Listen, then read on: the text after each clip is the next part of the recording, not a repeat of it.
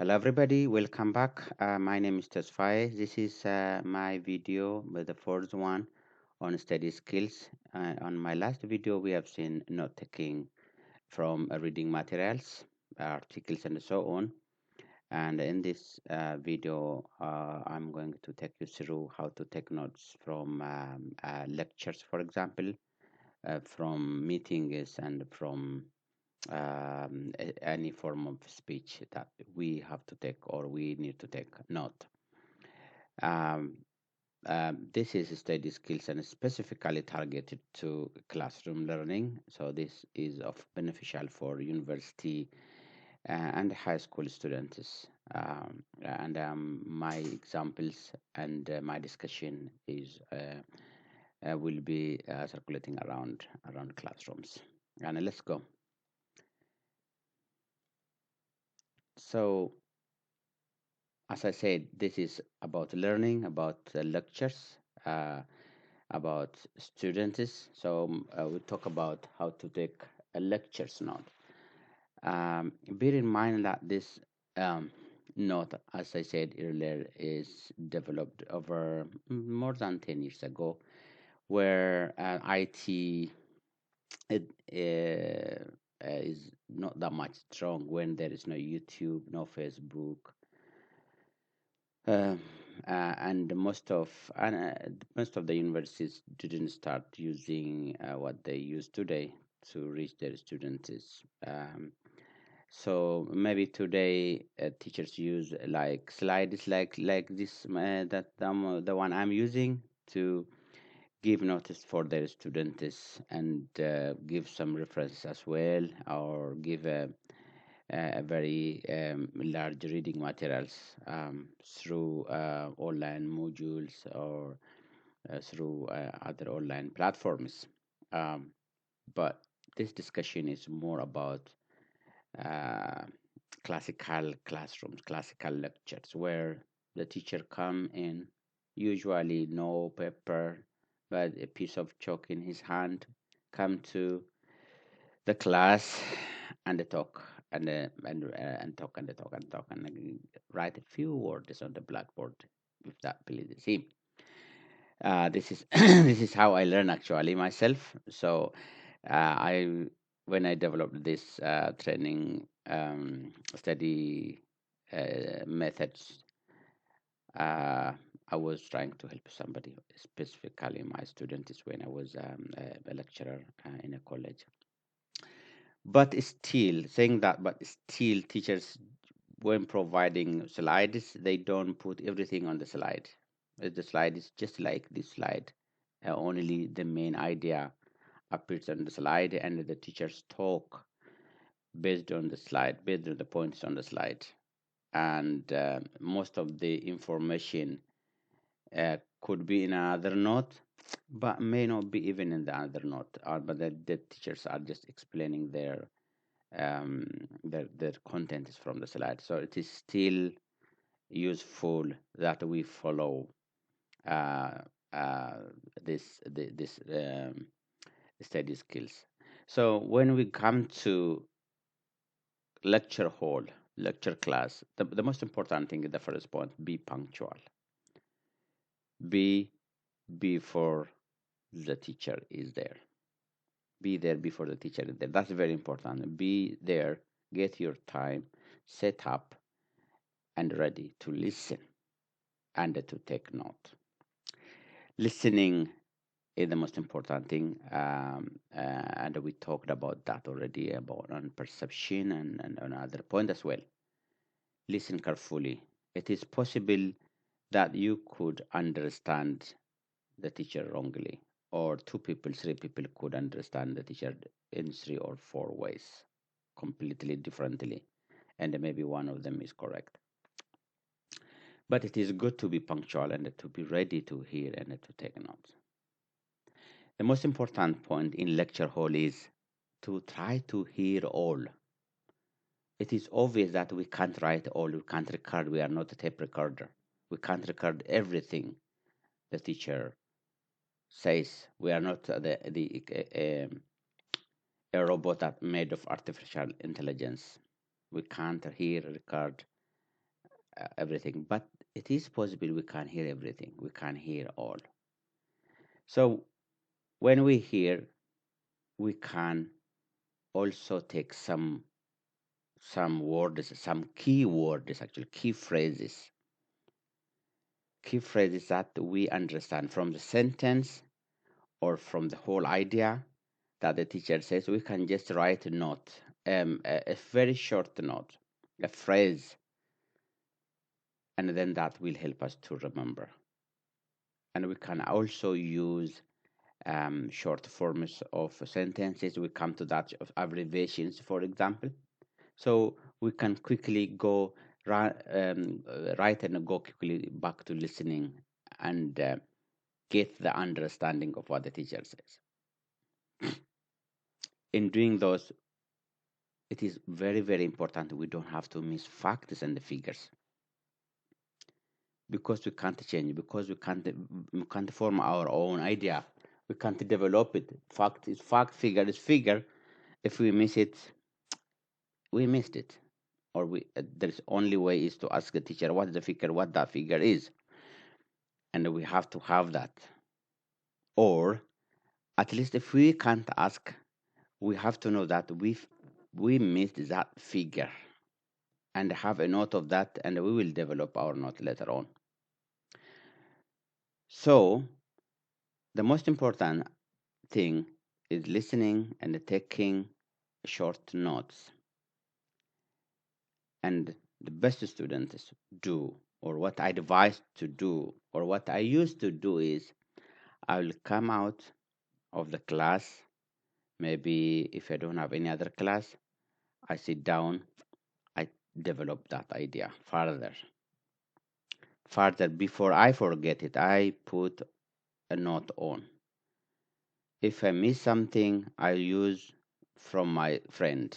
I ask him, do you have that figure? Do you have that idea? What did the teacher say when he was talking about that? Did you catch that?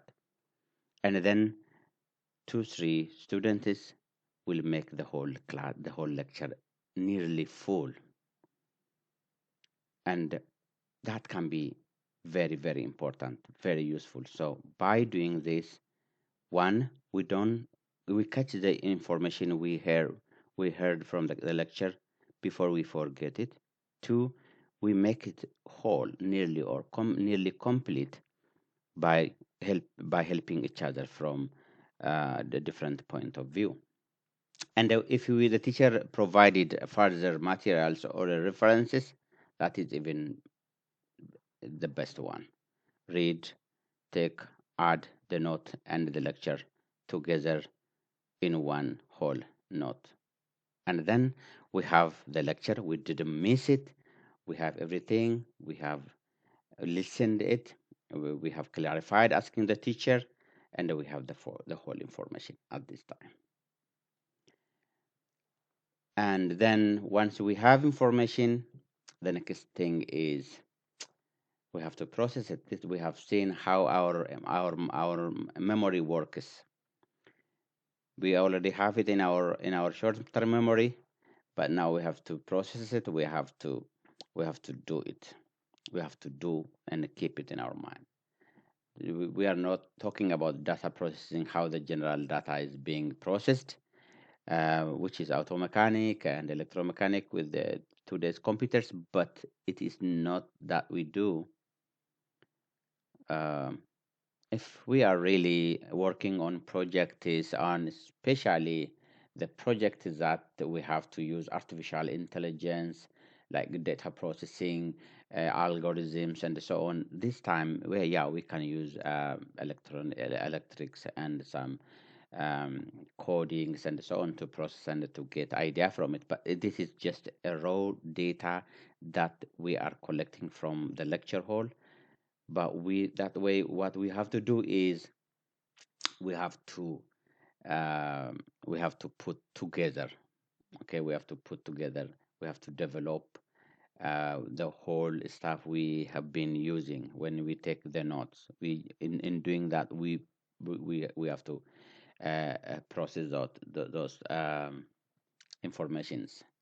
When I said take in abbreviations in contracted forms, these are not standard, but we can actually create our own rather than like writing background or characteristics. This word letters, words, long words. We can make our short form of them when taking note and pass over it and develop it later on. Even we can continue using those for our study purposes. The only thing we have to be careful is when we are in exam room, if we write characteristics or develop or mixture like that, the teacher may not understand it and may not be um, we will not be marking for us. But to study to read, we can still develop like that. So that's the way, one of the way um, we can take notice, but also we can go reading like that. And we can also use just standard symbols in our note. Greater than rather than writing all two words, we can just um, simple symbol to to to to go to the next step, the next listening, and so on. So it's really uh,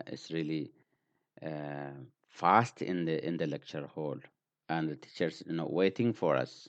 He's talking, he's going to the next point, and we have to take any possible mechanism. We will see more how to take notes on how we can organize our